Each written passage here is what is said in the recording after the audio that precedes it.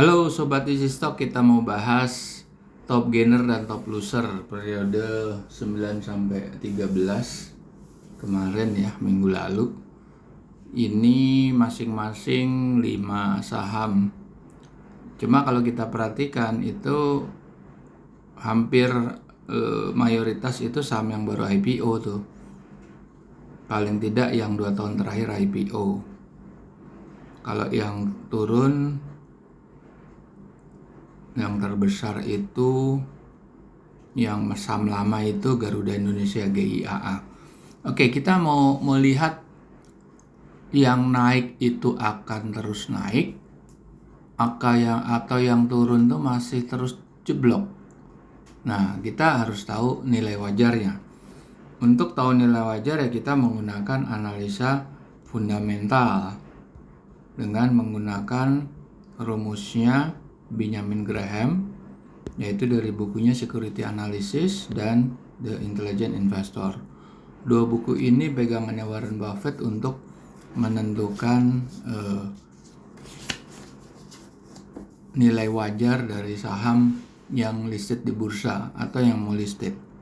Sekarang aplikasinya sudah ada, namanya Easy Stock, running di Android mobile, dan saat ini belum up ya, masih under maintenance. Tapi kalau mau menggunakan aplikasi ini, silakan request, nanti kita kasih linknya.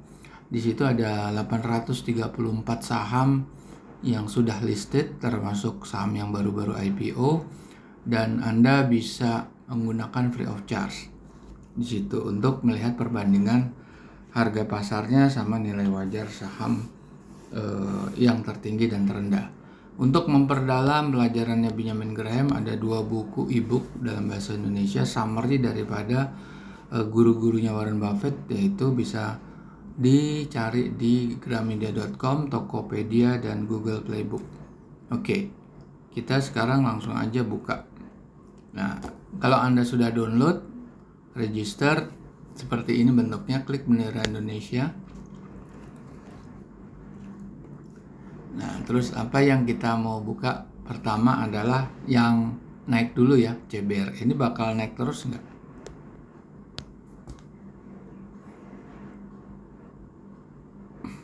$159. Dia naik 47. Kalau kita lihat CBRE,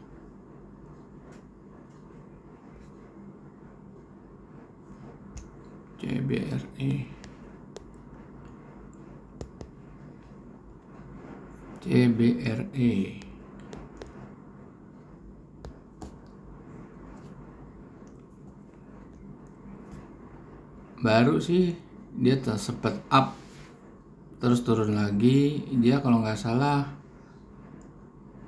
ininya di berapa ya, kayaknya CBRE itu di 140 kalau nggak salah ya.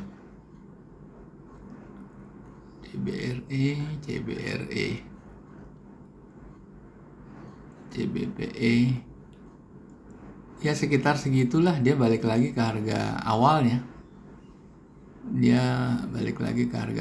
Pada saat di IPO. Nah, ini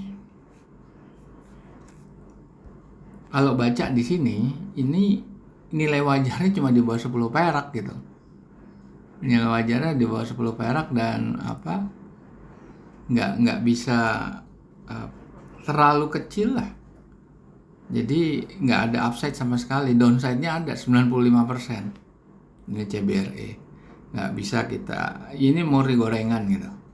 Nah, kemudian saham yang lain adalah NICL,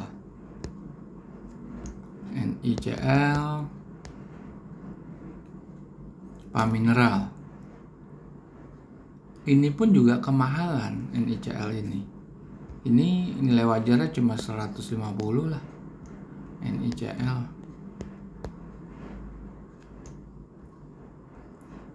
Waduh, naiknya luar biasa ya, naiknya ya. Bakal naik nggak? Berisiko sekali sih ya kalau mau ngikutin arus. Tapi itu turun lagi kan 256. Rasanya sih ini nggak mungkin. Ini udah digoreng. Terus nih saham yang baru IPO kemarin, Elite, naik juga 41. Ini nilai wajarnya cuma 108 sebetulnya. Elite ya.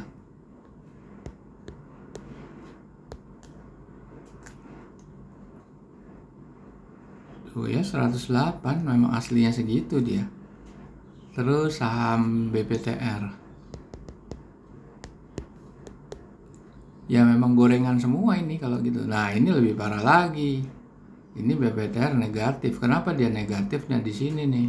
Kita lihat. Dia punya net current assetnya itu 45 miliar. Suruh nutup utang jangka pendek 190 miliar kan dia defisit 100 miliar lebih. Belum suruh nutup utang jangka panjang yang 600 miliar. Jadi nggak bisa dia ini. Terus abis itu free cash flow sih memang positif ya 35 miliar tapi nggak kuat nutupnya. Oke. Abis itu kita cari saham apa? BPTR tadi ya. Sekarang kita lihat DKFT.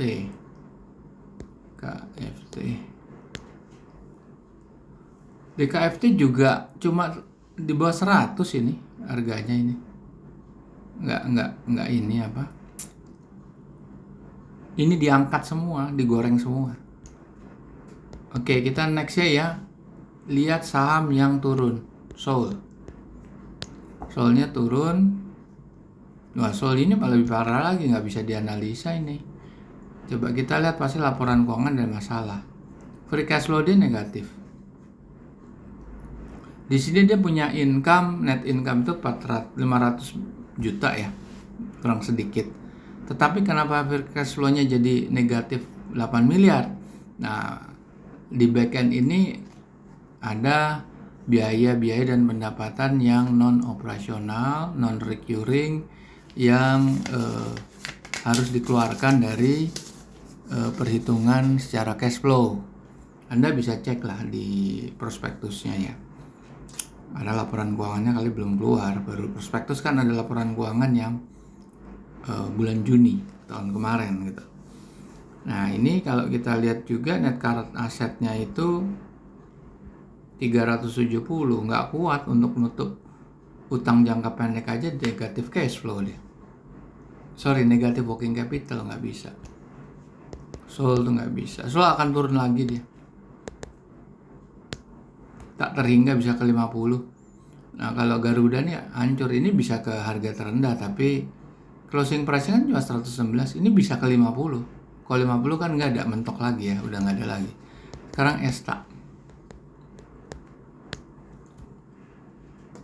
Esta juga cuma 10 perak, ini akan turun terus nih.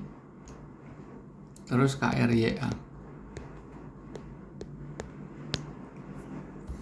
Ini pun juga cuma 260. Coba kalau KRYA.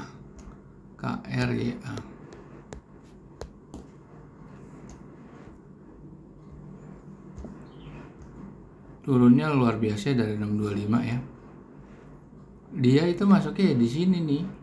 Di posisi bulan 10 kemarin itulah harganya. Malahan dari awalnya nih KRYL di 86 ya.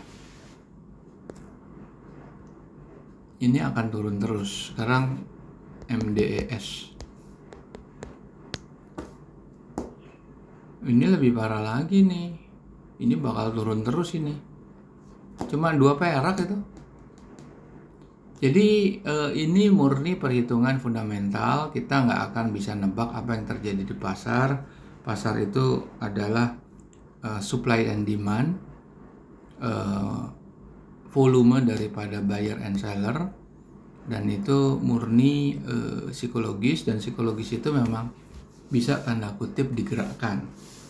Bisa aja dinaikkan terus diturunkan atau sebaliknya, tergantung jumlah saham yang beredar. Karena semakin perusahaan itu tergolong ke big cap, resiko daripada yang menggerakkan, yang gerakannya saya bilang tuh bandar, itu resiko tinggi sekali. Karena nggak semua aksinya mereka itu bisa memancing pasar untuk ikut. Kan tergantung daripada kemampuan pasar.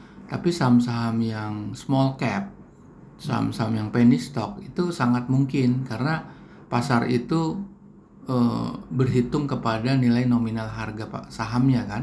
Kalau harga sahamnya itu di bawah 500 perak dia baru mau.